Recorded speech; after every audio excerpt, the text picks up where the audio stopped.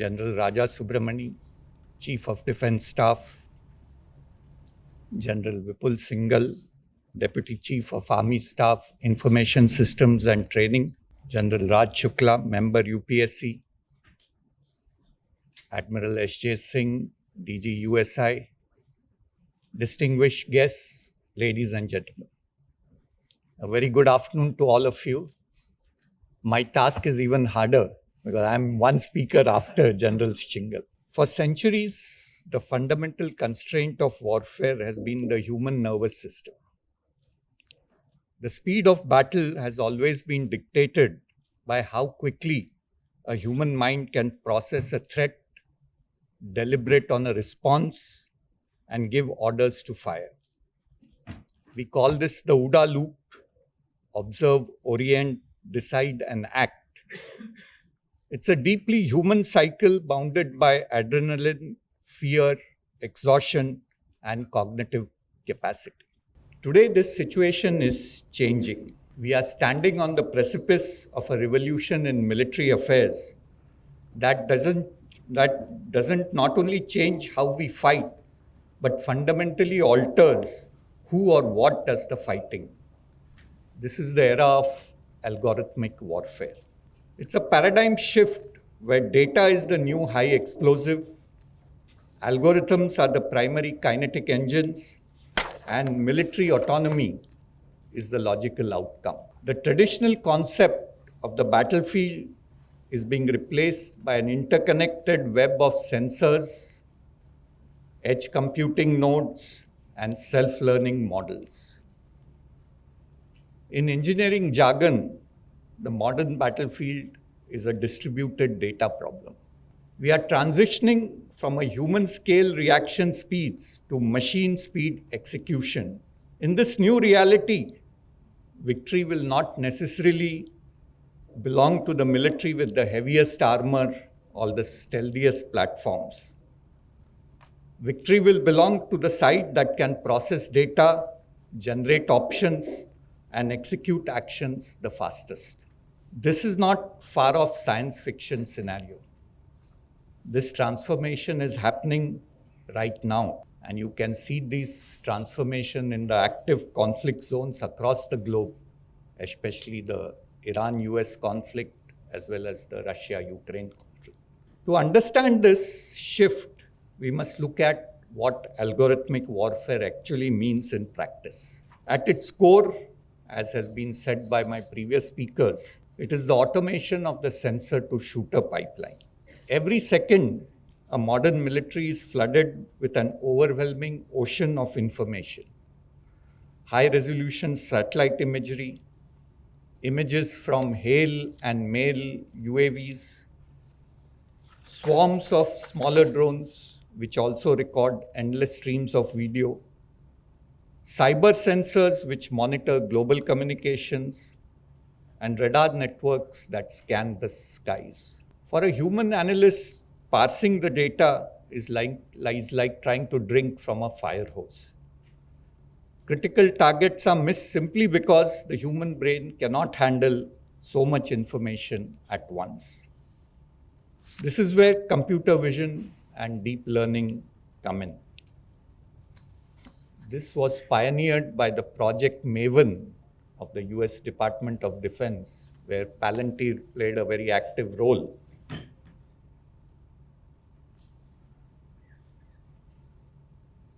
And now, algorithmic warfare is resulting in software now doing the heavy lifting. As someone aptly said, it is the software which is going to fight the next war. Algorithms can process thousands of hours of surveillance footage in seconds. They can automatically identify a disguised missile launcher, track a convoy through a dust storm, and cross-reference its path with historical electronic footprints. But algorithmic warfare goes far beyond simple target recognition. It is now moving into the realm of predictive battle management. Advanced AI systems are now being fed entire operational histories, real-time weather grids, logistic supply lines, and adversaries' doctrines. The AI doesn't just look at what is happening, it simulates what will happen. It calculates the enemy's most likely course of action and automatically generates optimized counter strategies for commanders. It recommends which unit to deploy, which ammunition to use, and what routes carries the lowest risk. The algorithm transforms the fog of war into a calculated matrix of probabilities. This brings us to the most controversial and structurally significant aspect of this revolution: military autonomy. How much control do we give to the machine? In military doctrine, autonomy is generally divided into three distinct operational frameworks. The first is the human in the loop. This is the traditional conservative baseline. The AI acts purely as an analytical assistant. It sifts through the data, flags a potential target, and presents it to a human operator. The human reviews the context, verifies the target, and must physically press the button to release a weapon. The machine assists, but the human retains absolute moral and kinetic energy, or kinetic agency. The second framework is human on the loop. Here, the autonomous system is given the keys to operate independently within a specific geographic box or a time window. It can search for threats, track them, and even initiate engagements on its own. However, a human operator sits at a console monitoring the system's digital thought process in real time. The human acts as a safety valve, possessing the override authority to veto an action or abort a strike if the situation changes. We see this in advanced air defense frameworks like the Israel's Iron Dome or the Aegis combat system on the US naval destroyers, where the speed of the incoming missile volleys simply outpaces human reflexes. The final, most consequential framework is human out of the loop. This is full uninhibited autonomy. The weapon system is deployed into an environment and left to its own devices. It utilizes onboard edge computing to run local neural networks. It does not require any communication link or even a remote pilot. It scans the terrain, identifies an asset matching its pre-programmed target parameters, whether that is a specific radar frequency or a vehicle profile, and executes a lethal strike with zero human interference. We see this manifested in kamikaze drones and also in autonomous drone swarms. While the tactical advantages of AI are undeniable, the strategic risks it introduces are also profound, systemic, and unprecedented. The first major risk is what theorists call the flash war paradox. When two opposing, highly automated military AI systems confront one another, the speed of interaction is compressed from hours to seconds.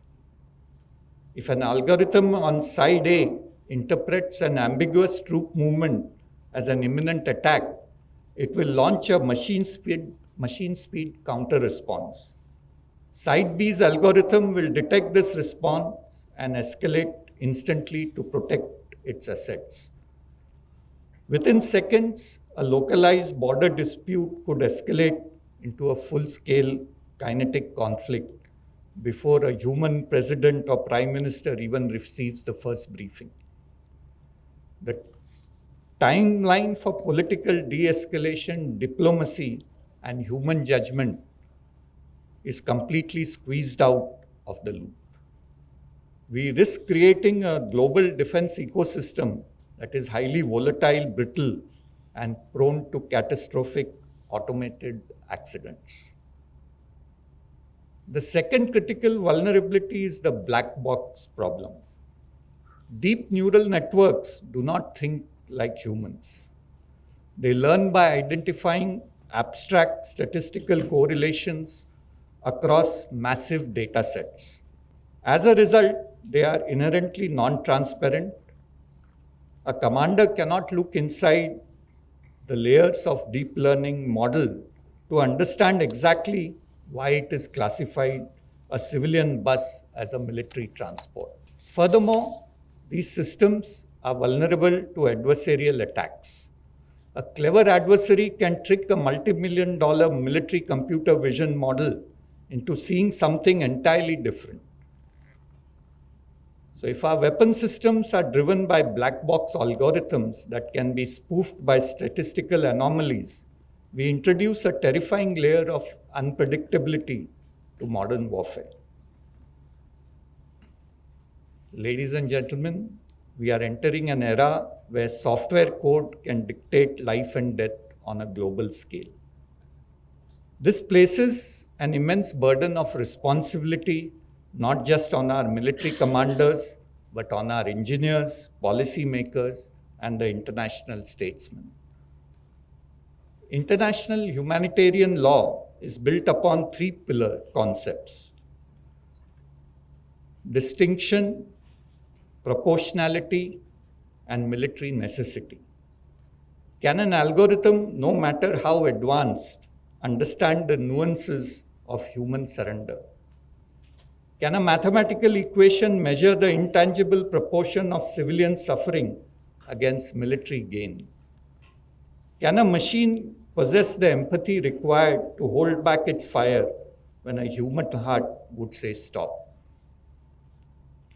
As we move forward into this uncharted territory, our objective must not be the reckless pursuit of total autonomy.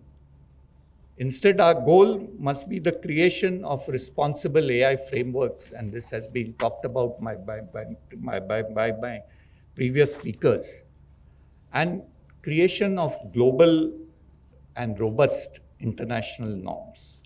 We must insist on verifiable, explainable AI architectures, and a start has been made. DRDO's lab, CARE and SAG have come up with a framework for explainable and trustworthy AI.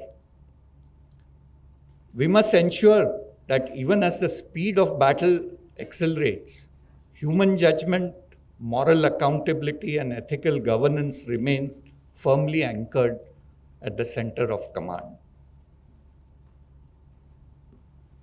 In this country, we have made a good start in integrating all our sensors and shooters and introducing some AI/ML algorithms. And this was reflected in the speeches given by my previous speakers, and also partially in the success that we achieved in Operation Sindhu.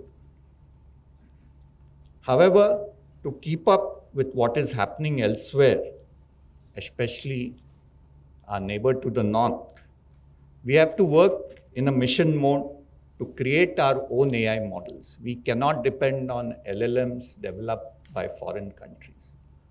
We will have to develop our own models, and as the CDS very aptly mentioned, we may need some LLMs, but mostly we will need SLMs.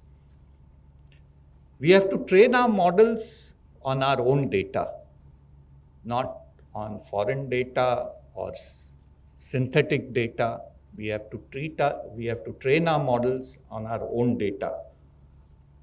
And as has been aptly brought out, the main challenge is we have a lot of data, but the data are in silos. They are not in structured forms. So effort has to be made on a war footing. We can utilize the data that we have very effectively if we have to catch up with the rest of the world. We also cannot rely on the standard cloud architecture which the civilian sector employs for deploying AI. Because in a peer-to-peer conflict, satellite communication and other forms of communication are going to be jammed, spoofed, and severely bandwidth constrained. We will need to work on edge computing technologies, including the hardware and software necessary for edge computing. So neuromorphic computing, which requires very less power and can work at speeds like your current GPUs can. This is an area where we have to focus our R&D efforts. Already some work has started. DRDO's lab CARE along with ISC are working on both the hardware and the software to develop the next generation neuromorphic computing, which will be necessary for our algorithmic warfare in the future. But the biggest challenge will be whether we can leverage the capabilities which are currently scattered across our country and integrate them with our procurement processes has been brought out by my previous speakers. Because the speed at which the technology is changing is now at least 10 times faster than what our procurement processes are. So we will have to relook at the entire paradigm of how we do procurement if we have to match up to the requirement of the coming battles. I'm quite sanguine that we will not be found wanting, since the military is also very conscious that this is not something which is desirable. It is absolutely necessary if we have to win future wars. So thank you for your kind attention, and I wish the audience successful deliberations throughout this seminar. Thank you.